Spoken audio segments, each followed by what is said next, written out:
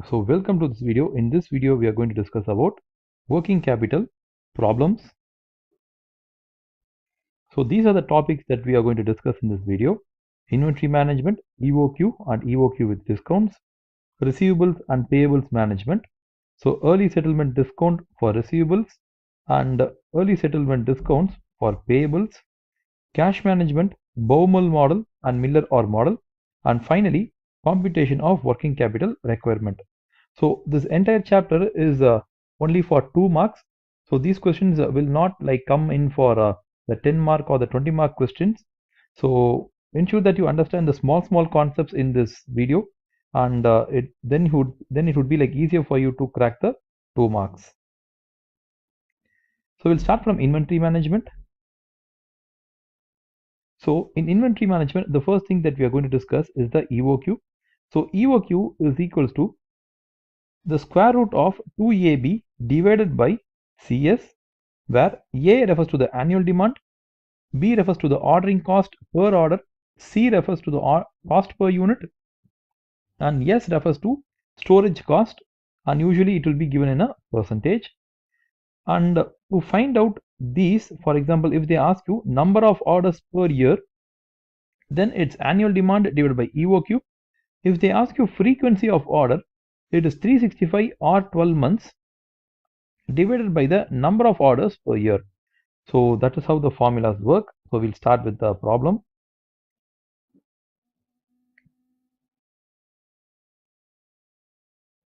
So we'll start from this problem.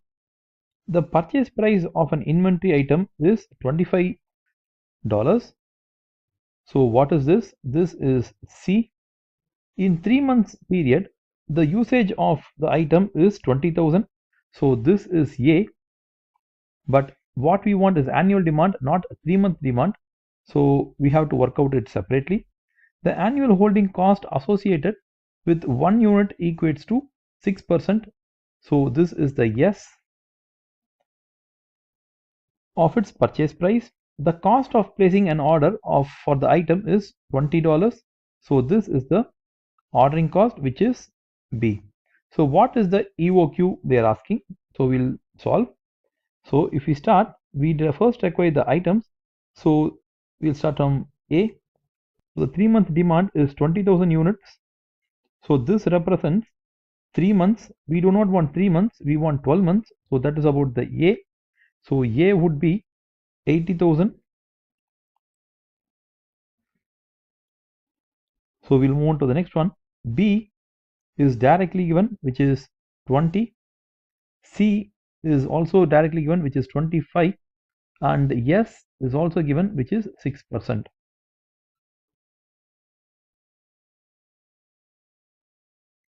So we'll start with the EOQ formula.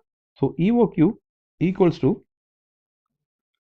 2 into A, which is 80,000, into B, which is 20, divided by CS, 25 into 6%. So for the entire thing, we have to take a square root. So if we solve, the numerator comes to 32 lakhs and the denominator comes to 1.5. So the total answer here comes to 2133334. Again, it's a square root. So EOQ comes to 1461 units. Okay, so this is the EOQ number, economic order quantity. So economic order quantity refers to what is the number of units that has to be ordered in a single order. So that is EOQ. So we'll also find out what are the other numbers. So we'll also find the number of orders per year and frequency of order. So we'll work out here.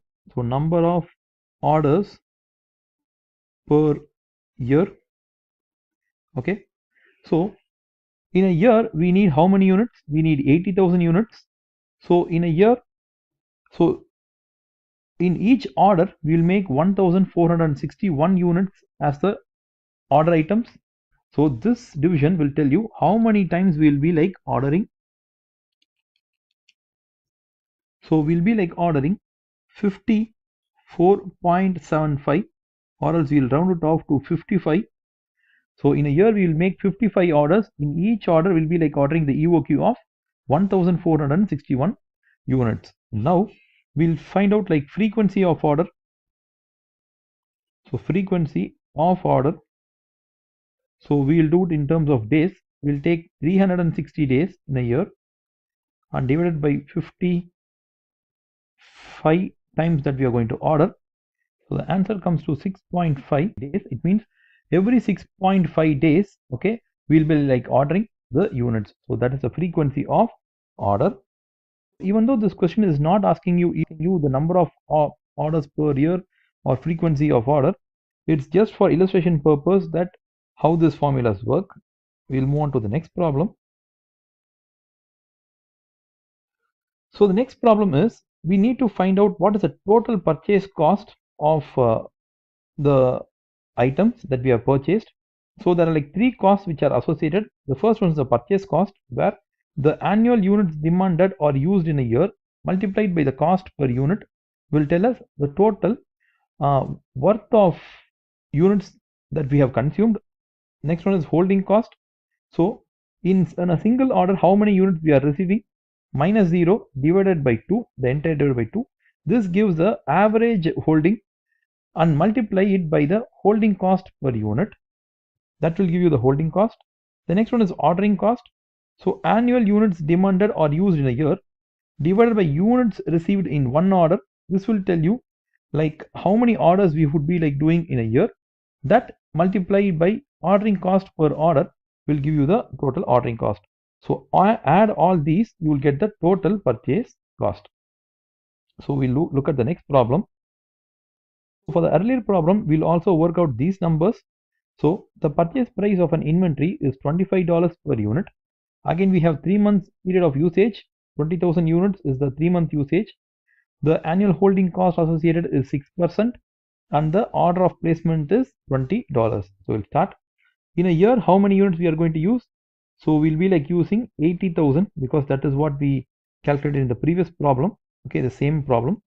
The cost of per unit is 25. So this will give you the total purchase cost. We will now work out the holding cost. In one order, how many units we will receive? So we just saw that in one order we will be like receiving the EOQ units of 1461 and minus 0. Divide this by 2 and multiply that answer with the holding cost per unit. So holding cost per unit is how much? Is 6%. 6% of what? 6% of the purchase price. So purchase price is 25. So we will solve this, and then we will get the ordering cost. Ordering cost is annual units demanded or used, so that is 80,000 units, divided by units received in an order, that is 1461. So this gives you the number of orders in a year. So every order costs you how much? It costs $20. So we will multiply by 20. We will get the total purchase cost. So we'll work out. So the first number comes to 20 lakhs. The second number comes to 1095. This number comes to 1095. The total comes to, okay, the total comes to 20 lakhs 2190. So that is about this sum. We'll move on to the next sum. So there's another set of problem called as EOQ with discounts. So here what happens is step 1 is compute the total annual purchase cost under EOQ. Then step 2 is compute the total annual purchase cost for the given units under which discount is available. Then step 3, choose the alternative which has the lowest cost. So these are the rules. First, find out the total purchase cost under EOQ. Then they will tell EOQ is not the ideal thing. There's going to be a higher amount of units that if you purchase, you will get a discount. So they will tell you that number of given units. So find out the total purchase cost for that. And among these, whichever is cheaper, choose that. So that is about EOQ with discounts. So we'll start. So we'll start for this problem. A company uses at the rate of 500 units per month.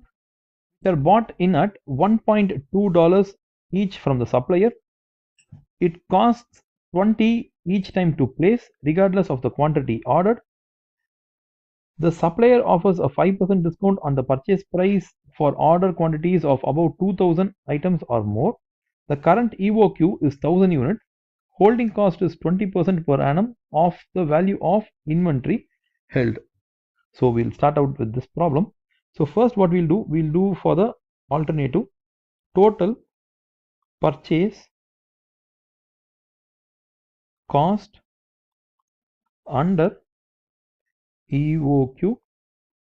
So we'll start with the purchase cost. So the purchase cost we'll calculate. For purchase cost is the total number of units in a year.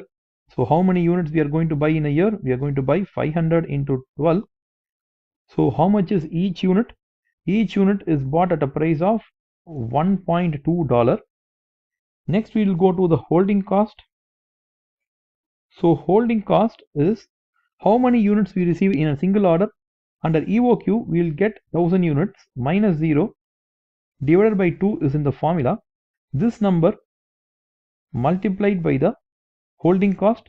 So what is the holding cost? Holding cost is 20% of the value of item. So the value of item is $1.2. So that is the holding cost. So now we'll move on to the ordering cost. So ordering cost refers to the total items purchased in a year divided by the EOQ. EOQ is 1000. So this will give you the total number of orders. Orders into the ordering cost. Ordering cost is, it costs $20 each time to place an order. So the number here is 20. So we'll solve these. So the answer comes to 7200, 120, 120. The total answer comes to 7440. So this is the total purchase cost under EOQ. So we have done the step 1. We have to do the step 2. So step 2 is here. So we'll find out what is the total purchase cost for getting the discount. Only if we purchase 2000 units, we'll get the discount of 5%. So we have to find out what's the cost of purchasing 2000 units. So we'll again start. We'll start with the purchase cost. Purchase cost here is, in a year we buy 500 units, in a month into 12 into the purchase price per unit is, normally it is 1.2, but now we get a discount. The discount is a 5% discount. So what we'll do is we'll take it as 95% of this value. So 5% has gone as discount, 95% is the value of the product. So we'll take it like this and we'll compute. Then we have the holding cost. So the holding cost works like this. We'll be like purchasing 2000 units in every order. So we'll get 2000 units every time, minus 0 divided by 2 is the formula. So multiply this with the holding cost. The holding cost is 20% of the unit cost. What is the unit? The unit price is not 1.2 like how we did earlier. Earlier we took 1.2 because the unit price was 1.2, but now the price is not 1.2, it's 1.2 into 95%. So what we'll do, we'll multiply 1.2 into 95%. So that will give you the, this will give you the new per unit cost.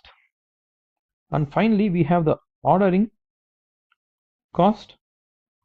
So in a year, this is the units that we are going to purchase divided by the number of units that are going to be held is 2000 into the ordering cost. The ordering cost, they say it's going to be 20 each time to place an order regardless of the quantity ordered. So it is always 20. So we'll get the answer when we total it. So the answer comes to 6840 228 and 60. So the total answer comes to 7128. So we have ended the question. Now our job was to find out whether we should accept the discount or not. If you look at the EOQ cost us how much? 7440, and the 2000 units purchase cost us 7128. So what happens is purchase of 2000 units gives a lower total cost. We can accept the discount. Okay, we can accept the discount and buy 2000 units at one shot. Okay, so that's about the EOQ with discounts. So we had the first step, the second step, and finally the third step. So that's about the answer. We'll move on to the next question. So the next one is receivables and payables management. So in receivables and payables management, we will be like discussing about a topic called as early settlement discount. So we'll start. The early settlement discount works like this. If you are having a bills receivable, okay, and if you're going to give an early settlement discount to your customer, for you it is an expense. Hence, this expense should be lower than the overdraft that you are having. Okay, so that is about the concept here. In bills payable discount, what happens is the early settlement discount that you are going to accept from your supplier. Okay, so you're going to pay the early settlement discount. If you pay early, you will get this early settlement discount, and that is an income for you. This income should be higher than the overdraft rate. Okay, so it's going to be like vice versa or both. So ensure that you understand this, because this is a very important concept from the exam. So we'll start with an early settlement discount for receivables. So the early settlement discount has a formula. The formula is 100 divided by 100 minus the discount to the power of the, you might have 360 days, or you might have 12 months, okay, or you might even have 52 weeks, divided by the old days minus new days. Okay, so that is about the formula here.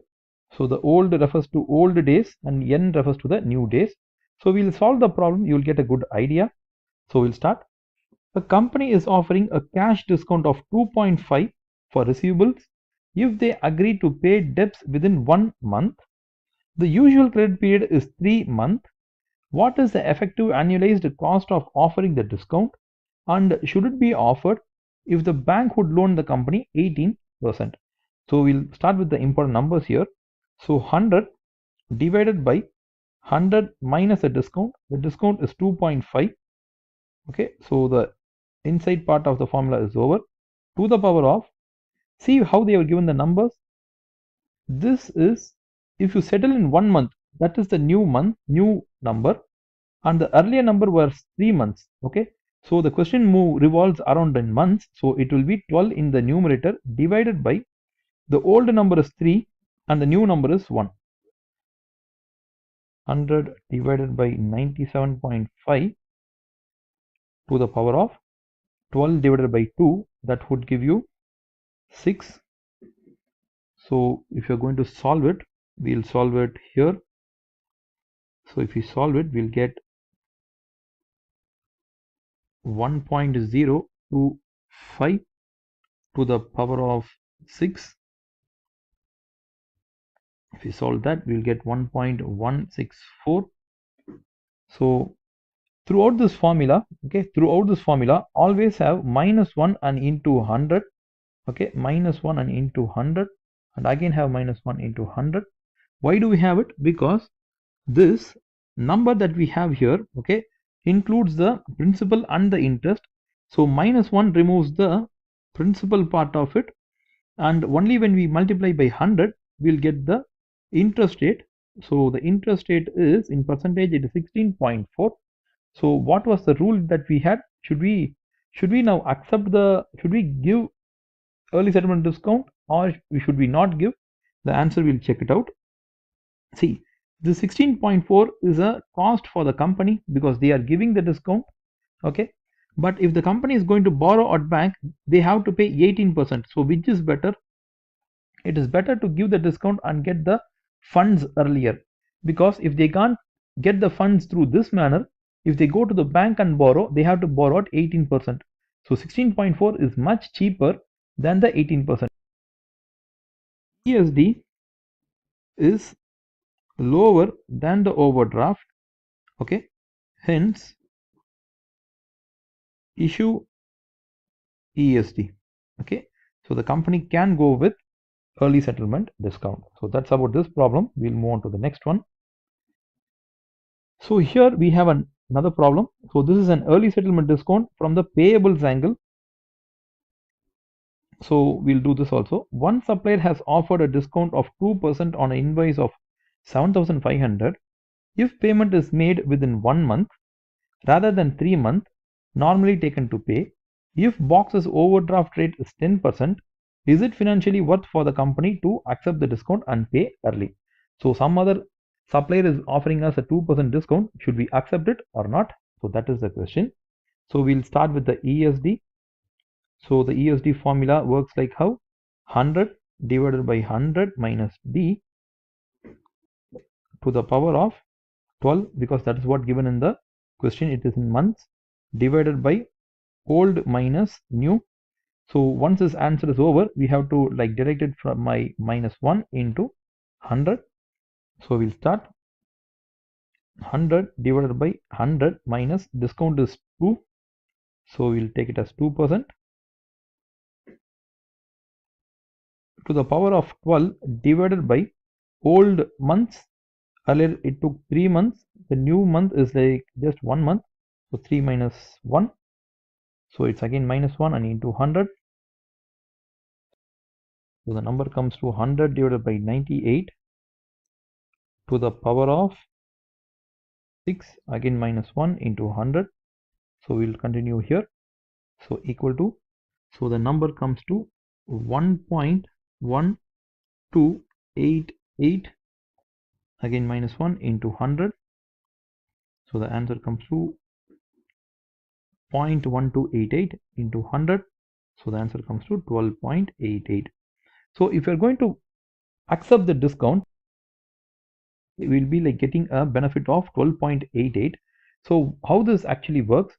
See, if we are going to pay the supplier, we'll have a benefit of 12.88. But assume that we don't have money, we have to borrow. So we usually borrow at an overdraft and then pay the supplier. So what happens is, as the ESD is higher than the OD overdraft, hence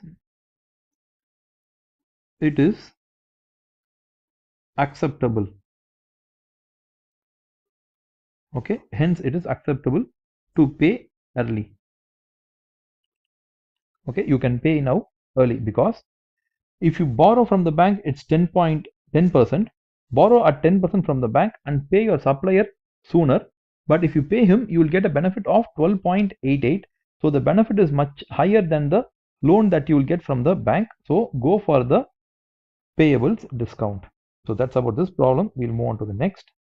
So again, it's a payables question.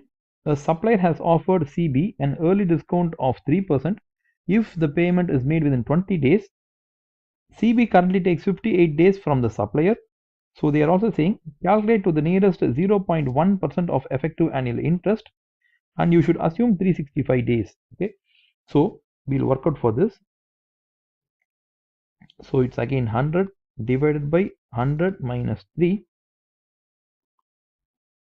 to the power of, as it is in days and they have given you how many days it is in a year. In some questions it's 365, in some questions it is 360 only, but here they have given you, and the old day to settle is 58 days and the new days to settle is 20 days. So you have to calculate this, and it's again minus 1 and into 100. So we'll try to calculate this one. So the numerator inside comes to 10309 to the power of 9.6, again minus 1 into 100. So the number comes to 1.339, again minus 1 into 100. So if you minus 1, that comes to 0.339 into 100. So that comes to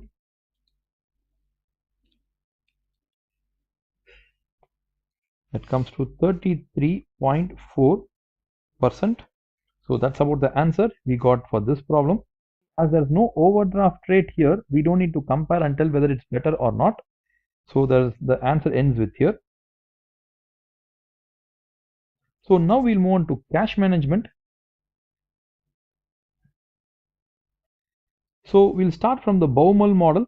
So there are some assumptions here. We'll start from the formula. The formula is Q equals to 2COD divided by CH. That means CO refers to transaction cost, D refers to the demand of cash over a period, and CH refers to the holding of cash. This is nothing but the same EOQ. It's again the same 2AB by CS. It's a similar formula, but it's done for cash management purpose. So we'll try to solve this problem. So we have the question here. A company generates 10,000 per month excess cash, which it intends to invest in short-term securities. The interest rate it can expect to earn on its investment is 5%. The transaction cost associated with each separate investment is constant 50. So we'll put it like this. So he's asking what is the optimum cash to be raised in each transaction. So we'll take it as Q. So Q refers to 2 into annual demand for cash. So the annual demand for cash is, they have given it as 10,000 per month. So we'll convert it into 12 months into the transaction cost. The transaction cost is 50 divided by the holding cost. So the holding cost is 5%. Okay. So that's it. We have to just multiply and get the answer. Divided by 5%. 15492. Okay. So we have got the answer. So we still have the question left. How many transactions will arise in each year? So in a year, so we'll start with the B. So we'll start as number of transactions per year. So in a year, we totally require 1,20,000 amount of cash, and we in each transaction we have to raise 15,492. Give you, we have to totally make 7.7 transactions per year. So that's about the second one. What is the cost of making those transactions? So what is the transaction cost he's asking? So there is 7.7 transactions that we have to make, and each transaction has a cost of 50. So multiply by 50. So the last question is, what is the opportunity cost of holding cash per annum? So the holding cost will be, see, if we are going to raise the cash, we will be like raising 15,492. We'll wait up to it becomes 0. So this is the average amount of cash that you are holding, and the transaction or the holding cost is 5%. That's what is being given here. The holding cost is 5%. So when we multiply like this, we'll get the answer. So the answer comes to 387. So that's about this problem. That's about the Baumol problem. We'll move on to the next one. So we'll move on to the next problem. This is called as the Miller-Orr model. So this is how it works. There's something called as a return point, which is equal to the lower limit plus 1 by 3 of spread. There's something called as an upper limit, which is a lower limit plus spread. The lower limit will always be given in the question. And there is also a spread, because spread is used in both the return point as well as the upper limit. So the spread is 3 into 3 by 4 into transaction cost into variance of daily cash flow divided by interest rate per day. So first you have to solve this part. Then you have to take the power of 1 by 3. After you multiply it by 1 by 3, you have to take this answer and you have to multiply it by 3. Okay, so here the variance is also the standard deviation of a cash flow into its square, and interest rate per day refers to annual interest rate divided by 365.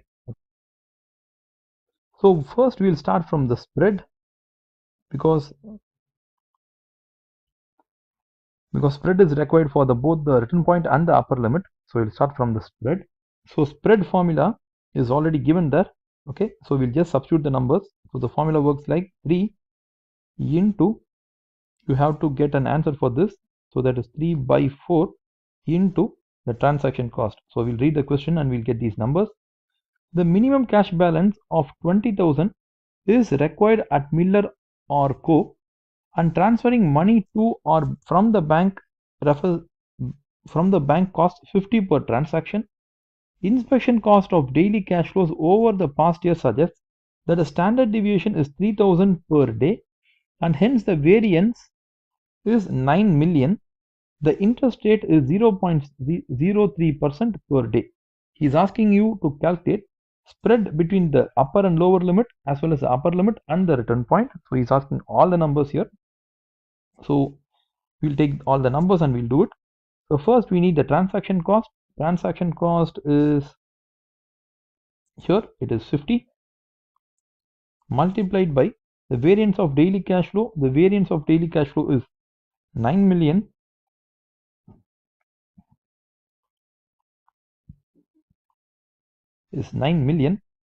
and then we need to divide all these by interest rate per day. So the interest rate per day is 0.03 percentage. So solve all this to the power of 1 by 3. So we'll try to solve. So first solve the inside part of the formula.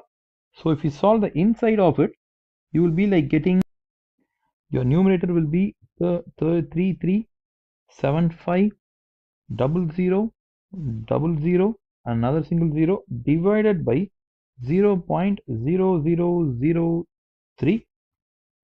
To this you have to multiply or get the power of 0.3334.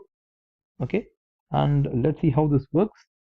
So when you solve the inside part of the formula, okay, all these things put together, your answer comes to 10,400.